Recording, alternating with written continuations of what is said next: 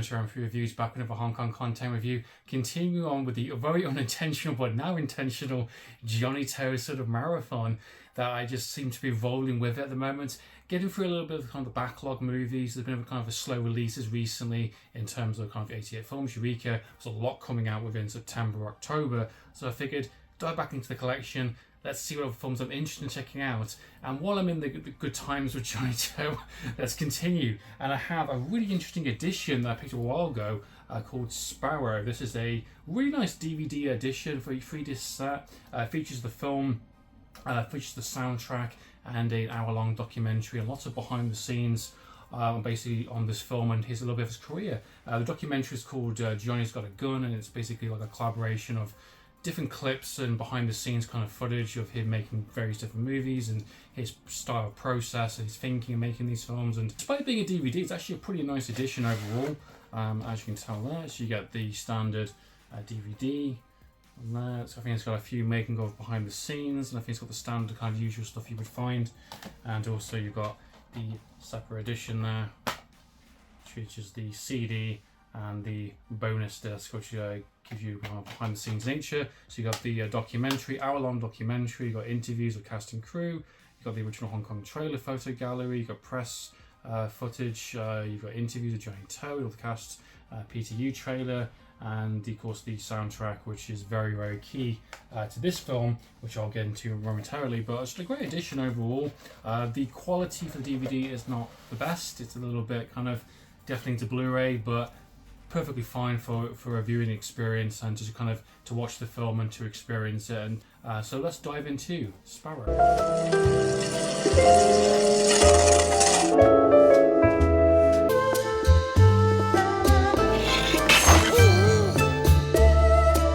找一个我喜欢、我爱的。Directed by Johnnie, of course, and once again surprised me with a different type of approach to filmmaking, and this one definitely is very much a love letter to French New Wave, French cinema, very much that kind of 60s kind of camper based kind of film. This film is very unique and very charming and very just lovely, and that's a real testament to how Johnnie's kind of filmmaking is, and him challenging himself doing different types of film. In fact, he can do something so extreme as the election movies, which they really go category free and they really go to the limit in terms of the violence and the tone of those films, to something very much a light-hearted, whimsical, kind of fun, kind of, you know, back and forth kind of cat and mouse chase, you know, caper type story. It's a very simple story, but it's told very, very well through the cinematography, through the brilliant score and the soundtrack, which is why you do get the CD on this edition. The scoring is very much not Hong Kong in the slightest. It's very much very European, it's very French, it's very Italian a little bit in places. It's a very different type of soundtrack that I'm used to, and even the shots, even the way it's kind of presented and filmed and placed together, it's just different. You know, the opening is, you know, very nice and fluffy with the whole of this kind of sparrow coming into the apartment, to Simon Yap's apartment, and then you get the kind of the title, and then even the end of the film, it ends on the bird as well, toward the end. So it's very much a kind of like a wink and a nod to those types of films. And this film essentially is a very simple film. It's about 4 men. They are pickpockets. Sparrow means pickpocket in Hong Kong, and you have the main leader with like a little kind of, you know, friendship, a little bit of that kind of, you know, a little bit of group friendship, Simon Yap, which for one of the rare occasions he's actually playing a good guy, he's actually playing a nice guy, which is amazing to see. Simon Yap and some of the Johnnie regulars that we usually see in a lot of these movies, basically are professional pickpocketers. They go out in the streets and they kind of gather up money and they kind of share the kind of money between them.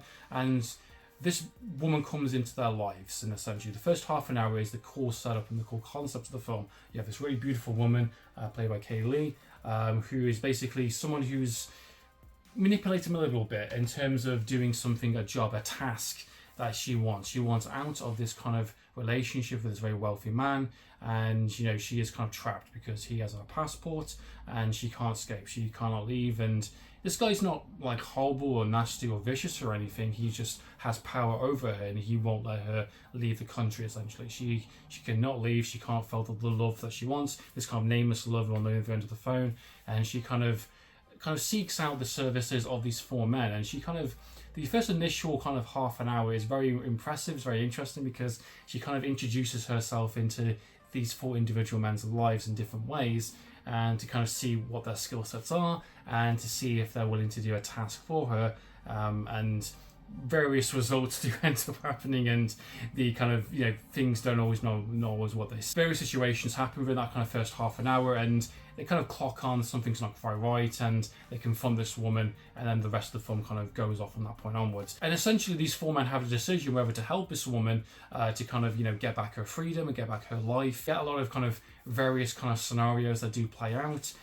It's very humorous, it's very funny. It's not traditional kind of Hong Kong funny where it's slapstick or just very silly or very obvious. It's just kind of like the way it's framed, the way it's kind of shot, the way they kind of, a character walks in and has a certain expression on his face, or how a character reacts to a scenario that happens within the film. It's very humorous, it's very funny, it's very light-hearted. It's great watching, it's great cinema. That's one of the reasons I love it. And essentially that's what the film is. It's a very simple film, but as mentioned, told in a very stylistic, very kind of creative way that I think is going to work for some people. It might not work for others. It's kind of a slow burner in some places. I definitely think it picks up quite a bit towards the second into the third act, when all bets are off kind of thing, and everyone's kind of intentions are on the table. It becomes a bit more of a game of wits, a game of kind of like, okay, I see your game, I challenge you by my game, and let's see who comes out on top. And I won't want to reveal too much what happens in the film, but there's some probably unique kind of set design and set moments that are very, very impressive, especially towards the third act involving the umbrellas, which I do think are featured on the front cover there. Very impressive sequence. Again, very similar to kind of Gods of Gamblers in the sense of, like, you know, doing an action type moment with cards and dice, and it's very intense. This one's very much like a game of who can get what kind of thing, you know, in terms of pickpocket skills, and it kind of tests their kind of, you know, the code and what they do, and they have the fact they have little razor blades on their kind of their tongue, on the back of their mouth.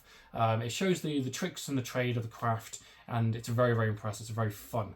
It definitely reminds me of, like, you know, House of Games, which I really enjoyed watching a little while back on the Criterion edition. So, and as the film goes along, you get to know these characters really well, and they're very, very nice. They're very kind of friendly. They're very fun banter. There's definitely a good friendship group there, which is always a positive to see, kind of just on screen, just, you know. And again, Simon Yep playing a good guy, that's just a miracle by itself. Some great scenarios, great music choices, great cinematography, great kind of stylistic choices.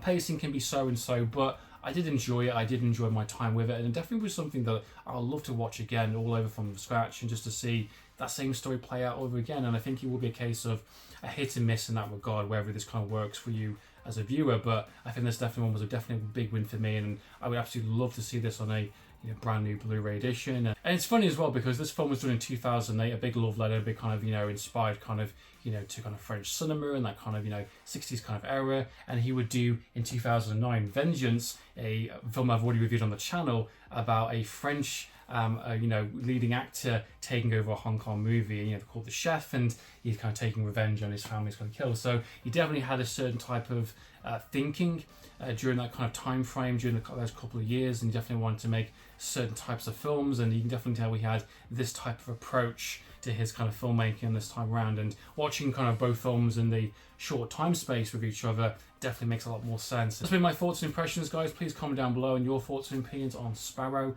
What is your favourite kind of giant toe underrated film? Which one do I haven't covered on the channel as of yet that you'd love me to check out? I'm getting there, guys, getting through them as soon as I can. So in the meantime, guys, I'm for reviews. Signing out.